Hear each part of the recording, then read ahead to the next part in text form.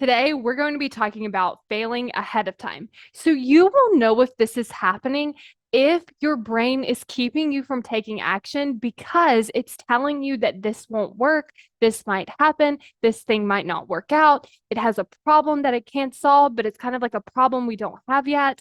And so, what this can kind of look like is you looking at your goal and you deciding like it's not going to work. Or maybe you want to take an action toward your goals. So maybe you're wanting to grow your business and you have an idea of how to do that. And your brain's like, no, that thing won't work. This is failing ahead of time, where we're telling ourselves that these things won't work or we won't know how to solve something. So we might know like step one, step two, step three, step four, but step five, we're stuck on.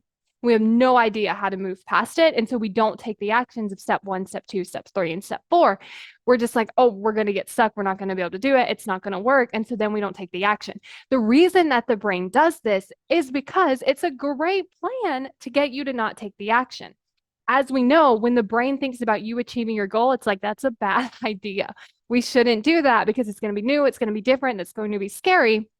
And so it's trying to convince you to not take the action. Well, a really great way to get you to not take the action is telling you that it's not going to work and there's not going to be a point to take those actions anyway. So, what we want to look at is balancing this with an actual failure or an actual problem. And so, what that can look like is I tried to grow my business and I used that idea and then I got these results so that you can actually learn from it. Because when we tell ourselves that it's not going to work and then we don't take the action, we have no data. We have nothing new. We don't have anything to go off of. But let's say that it really didn't work. Like you did this new idea, you signed 0 clients, you grew your business, you didn't get any customers. You would have the data, you would have the information. You would be able to take that and then go out there and learn from it and actually still achieve the result that you want. But when we fail ahead of time, we get no data. We don't have any information. We don't have anything to go off of.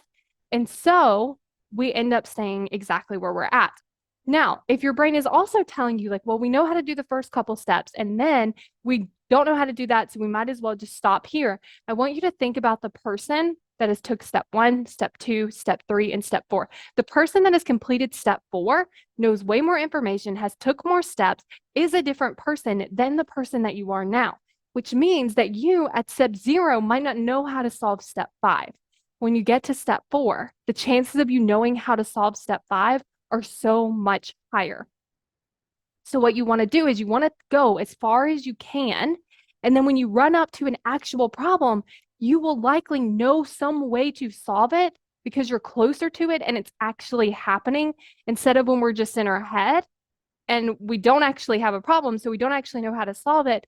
And we don't have all that information we gained from taking those first initial steps. And if you want to learn how to create more commitment so that you can keep going, even when your brain is doing things like this, and when there's failures and there's problems, then make sure you go to createcommitment.com to sign up for the waitlist for my course, How to Create Commitment. Because when you have that commitment, you're able to take that action and you're able to keep going even through the parts that feel very challenging.